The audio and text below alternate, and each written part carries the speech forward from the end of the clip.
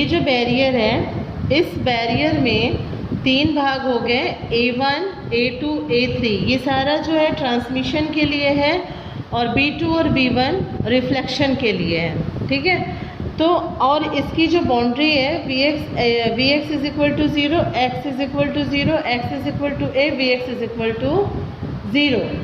अब हम इसका प्रूफ स्टार्ट करते हैं। तो सबसे पहले अब इनके रिस्पेक्ट में हम फलन मान लेते हैं psi1, psi2 और psi3। तो for reason 1 when x is less than 0 at v is equal to 0, then delta square psi1 upon del x का square plus 2m upon h cross का square e psi1 is equal to 0। तो यदि इसका momentum under root of 2me हो, तब ये जो equation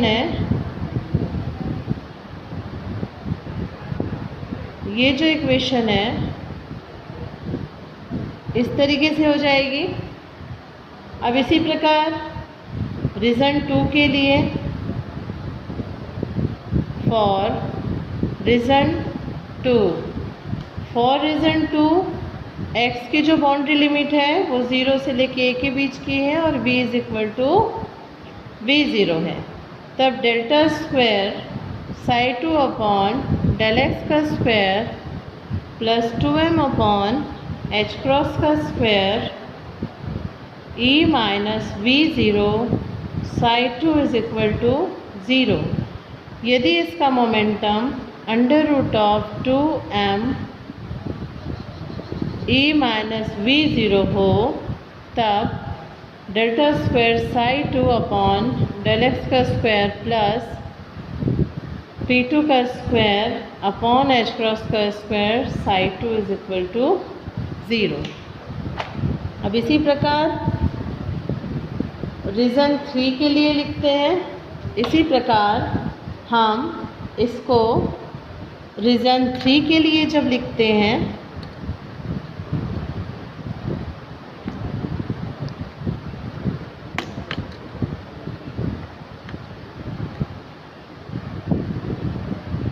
जब इसको रीजन 3 के लिए लिखते हैं, when x is greater than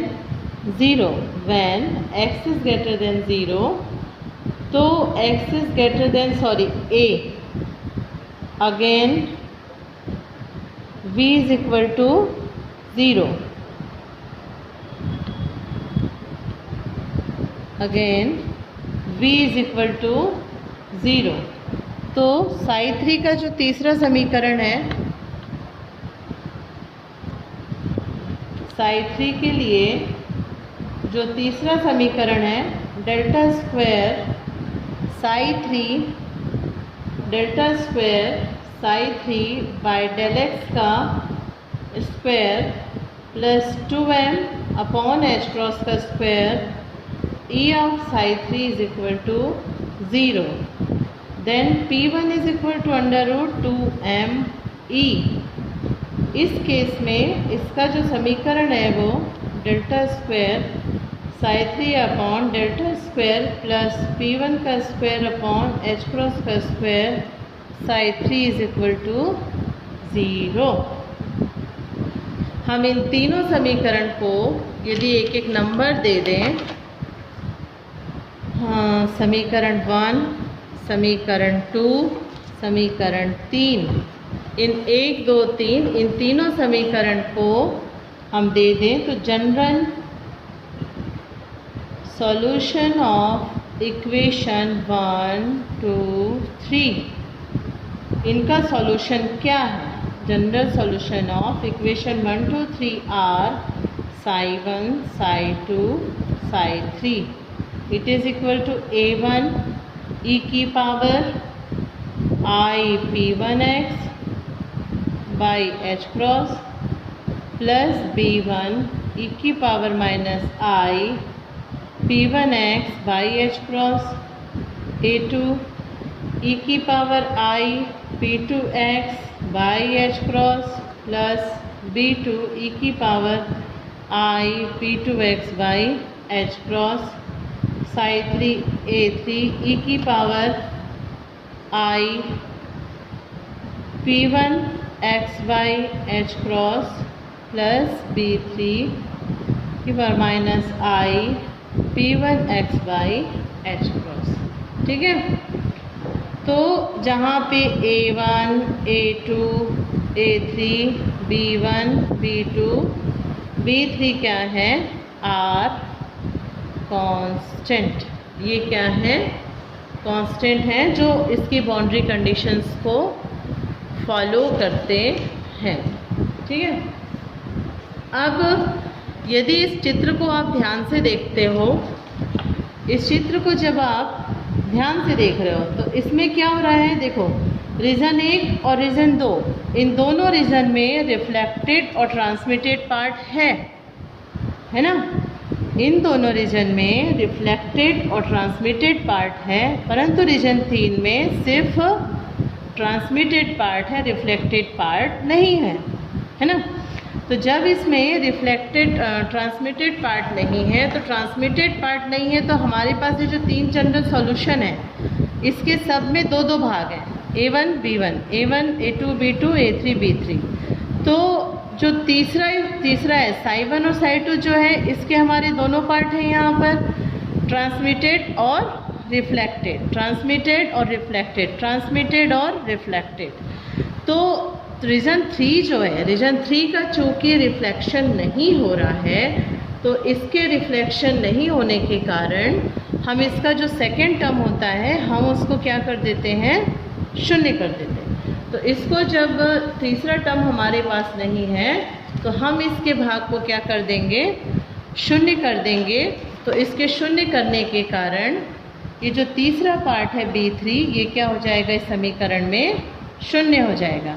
तो ये जब शून्य हो गया, तो तीसरी जो इक्वेशन है psi 3 is equal to A3 E की power I P1x by H cross हमारा बचेगा।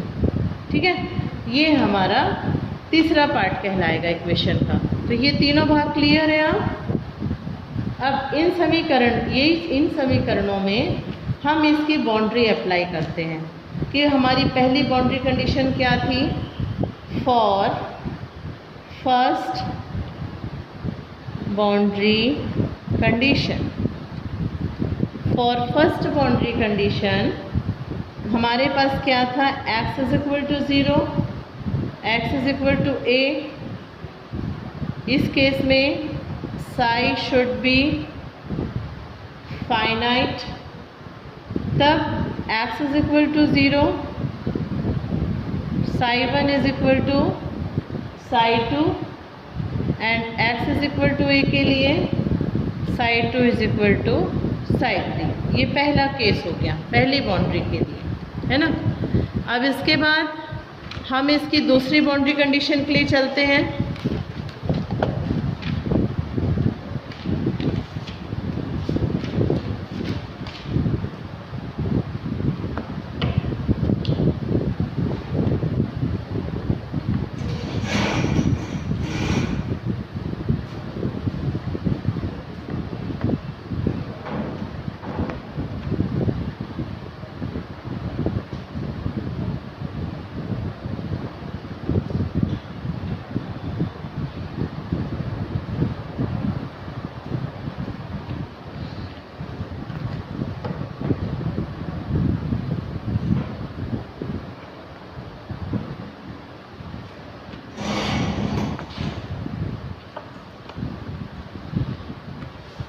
अब हम क्या करते हैं, इसकी दूसरी बाउंड्री कंडीशन के लिए चलते हैं। तो दूसरी बाउंड्री कंडीशन के लिए according to second boundary condition at x is equal to 0 and x is equal to a, इस केस में delta psi by del X क्या होना चाहिए, फाइनाइट होना चाहिए।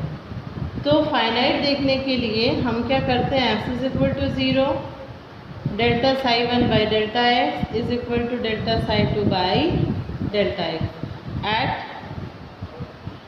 x is equal to 8 delta psi 2 by delta X is equal to delta psi 3 by delta x.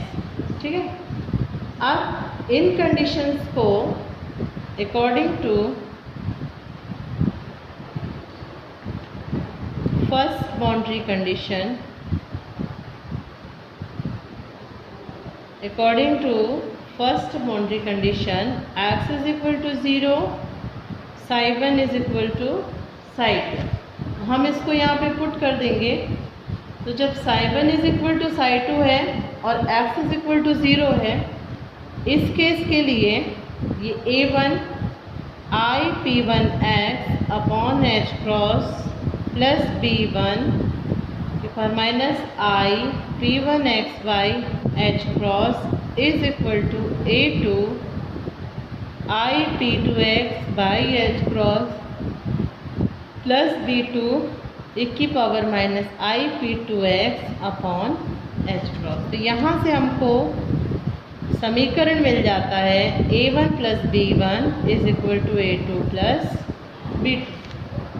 अब x is equal to a के लिए फिर से x is equal to a के लिए इसी तरह से हम ये बाउंड्री लिमिट पुट करेंगे। तो जब इसको पुट करेंगे तो इसका जो समीकरण है वो हमको मिलेगा, इसका जो समीकरण रहेगा डेल्टा साई वाला, ये हमको मिलेगा P1 A1 minus B1 is equal to P2 A2 minus B2। ठीक है, ये हो गया। और delta psi 2 is equal to delta psi 3 upon del X. इसके लिए फिर हम इसको एक बार डिफरेंशियल करेंगे और फिर सॉल्व करेंगे और उसकी वैल्यू को निकालेंगे। तो वैल्यू को निकालेंगे तो हमें उसका सॉल्यूशन मिलेगा a1 is equal to a2 by 2। Differential करके उसको इक्वल करना है।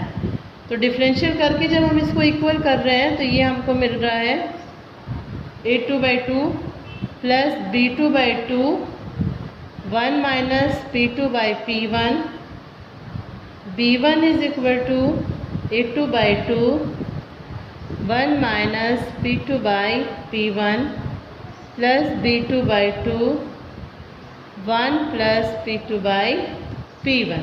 ठीक है, अब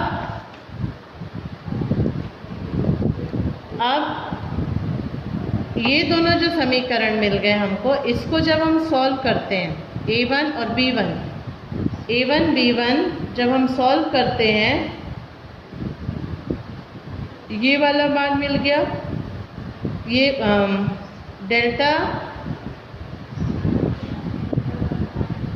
delta psi 2 is equal to delta psi 3 और delta psi 1 by del X is equal to delta psi 2 by del X. तो जब हम 1 वाले टर्म को करते हैं तो हमको ये मिलता है, और जब 3 वाले को करेंगे डिफरेंशियल को, तब हमको मिलेगा a2 इज इक्वल टू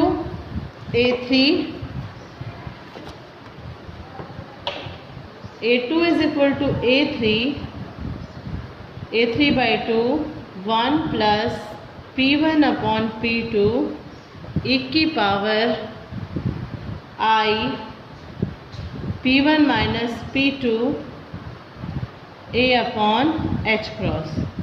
अब ऐसे ही b2 मिलेगा अपन को a3 by 2 1 minus p1 by p2 एक की power i p1 plus p2 a upon h cross. अब ये सारे हमारे पास मान हो गए। अब इस सारे a1 a2 b1 b2 सारे मानों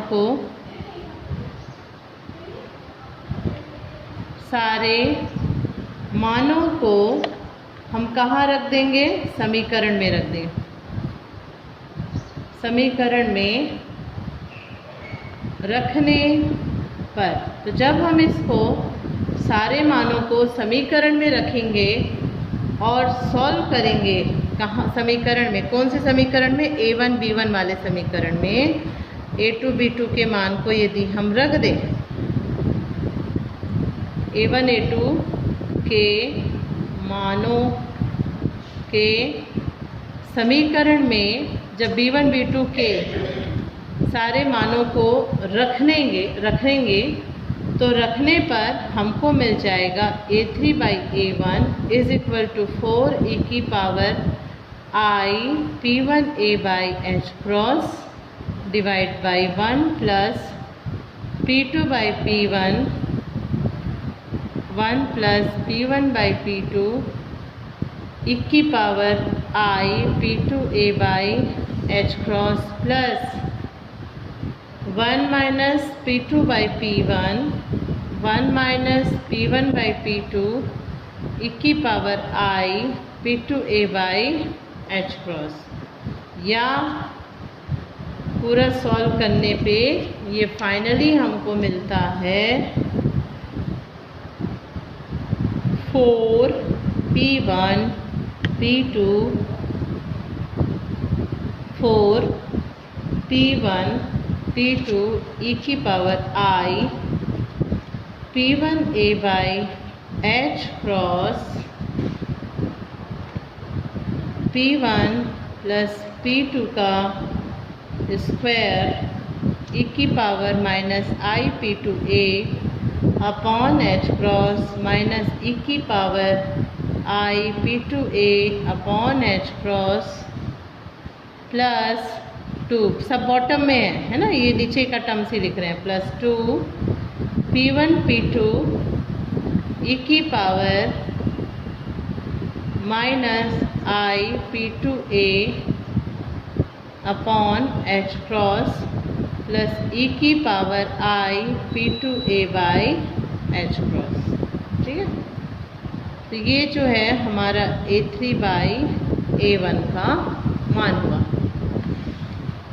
और a3/a1 ये हुआ। और इसी प्रकार जब हम b1/a1 निकालेंगे तो b1/a1 निकालने के लिए p1 का स्क्वायर माइनस p2 का स्क्वायर e की power minus I p2a/h cross e की power I p2a/h cross divide by p1 का स्क्वायर प्लस p2 का स्क्वायर e की power minus I p2a/h cross minus e की power I p2a/h cross plus 2 p1 p2 e की power minus I p2a upon h cross plus e की power I p2a/h cross. ये जो है ये final transmission coefficient कहलाएगा। ठीक है, तो ये होता है रेक्टेंगुलर पोटेंशियल बैरियर के लिए पोटेंशियल, रिफ्लेक्शन और ट्रांसमिशन कोफिशिएंट। ओके।